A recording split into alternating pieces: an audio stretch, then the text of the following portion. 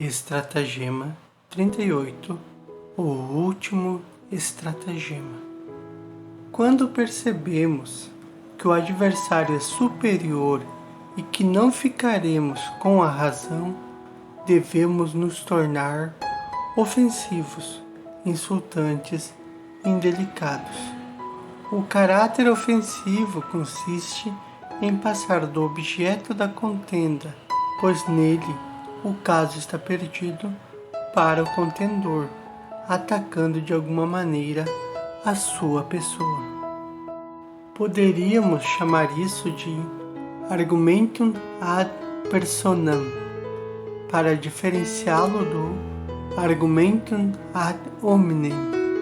Este se afasta do puro objeto em questão para se ater ao que o adversário disse ou admitiu a respeito. No caráter ofensivo, porém, abandona-se completamente o objeto e dirige-se o próprio ataque à pessoa do adversário.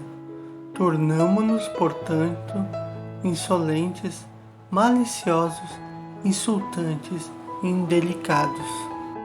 Trata-se de uma apelação das forças intelectuais àquelas do corpo ou à animalidade. Essa regra é muito popular, pois qualquer um está apto a realizá-la, o que faz com que ela seja frequentemente empregada. Cabe agora perguntar: qual regra contrária valerá neste caso para a outra parte? Pois, se ela utiliza a mesma regra, pode-se chegar a uma rixa, a um duelo ou a um processo por injúria. Cometeríamos um erro muito grande se pensássemos que seria suficiente não nos tornarmos ofensivos, pois mostrar a uma pessoa com toda a serenidade que ela não tem razão e, portanto, julga e pensa erroneamente, o que é o caso em todo triunfo dialético, exaspera-se mais do que uma manifestação indelicada e insultuosa. Por quê? Porque, como diz Hobbes, omnis animi voluptas, omnisque alacritas in neo cita est, quod quis habeat, que buscum conferem se, possit magnifique sentire de seipso. Todo o prazer e todo o ardor do espírito residem em ter alguém com quem se comparar e, assim, desfrutar da alta estima de si mesmo. Para o homem, nada supera a satisfação da sua vaidade, e nenhuma ferida dói mais do que aquela em que a vaidade é atingida. Disso provém expressões como a honra vale mais que a vida, etc. Essa satisfação da vaidade nasce principalmente da comparação de si mesmo com outras pessoas, em todos os sentidos, porém, principalmente em relação às capacidades intelectuais. Tal comparação acontece efetiva e com muita intensidade na disputa. Eis o motivo da exasperação do vencido, sem que lhe aconteça nenhuma injustiça.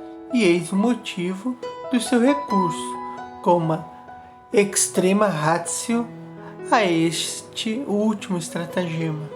Dele não se pode escapar por meio da mera cortesia da nossa parte.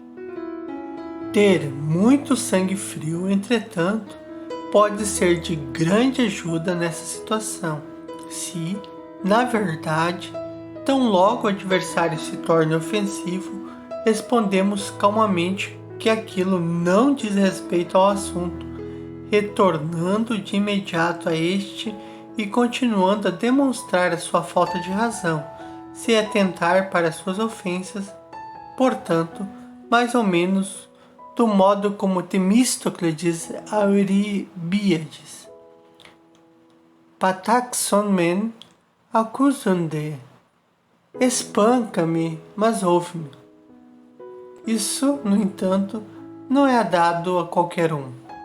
Sendo assim, a única regra contrária e segura é aquela que já Aristóteles indica no último capítulo dos Tópicos: não disputar com o primeiro, com o melhor de todos, mas somente com aqueles que conhecemos e dos quais sabemos que possuem juízo suficiente para não apresentar coisas tão absurdas a ponto de serem expostos à humilhação, e que sejam capazes de disputar com fundamentos e não com decisões autoritárias, e de escutar fundamentos e aceitá-los.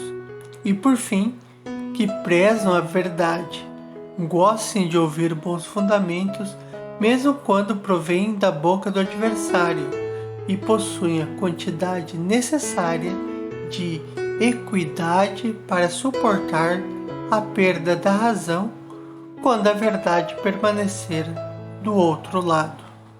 Consequentemente, de 100 pessoas, talvez haja uma com quem valerá a pena disputar.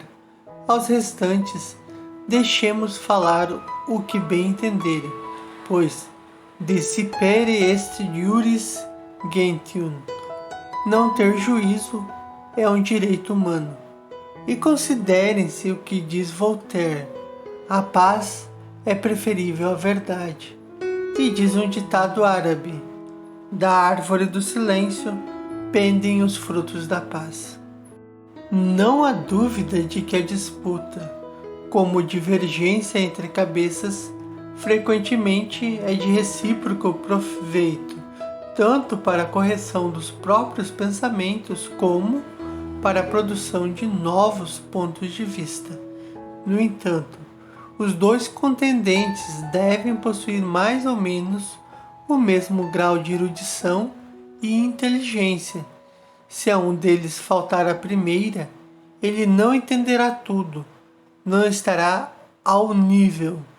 Se lhe faltar a segunda, a exasperação resultante o induzirá à desonestidade e artimanhas, ou à grosseria. Entre a disputa in colloquio privato sivi familiari e a disputatio solemnis publica pro grado, não há nenhuma diferença fundamental, apenas talvez que nesta última se exija que o respondens deva sempre ficar com a razão contra o oponens, e por isso, em caso de necessidade, o prezes o socorra, ou ainda que nesta mesma se argumente com mais formalidade e se aprecie revestir os argumentos de uma forma silogística rigorosa.